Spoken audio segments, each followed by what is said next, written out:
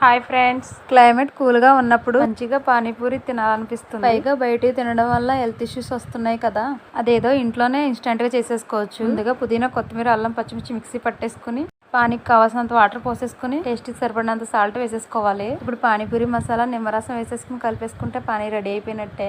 Next పానీపూరిలో stuffing కోసం potatoes ఉడికించుకుని mash చేసేసుకోవాలి. ఉడికించి పెట్టుకున్న పచ్చి బఠానీలు వేసేసుకోవాలి. కట్ చేసి పెట్టుకున్న ఆనియన్స్ వేసేసుకోవాలి. ఇప్పుడు సాల్ట్, కారం, ధనియాల పౌడర్, పసుపు వేసేసుకుని మిక్స్ చేసేసుకుంటే స్టఫింగ్ రెడీ.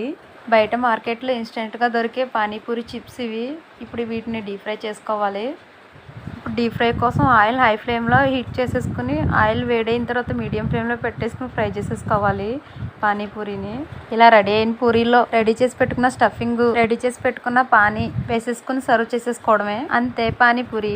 నా వీడియోకి ఒక లైక్ ఇవ్వండి. నా ఛానల్ సబ్స్క్రైబ్ చేసుకోండి. Thanks for watching.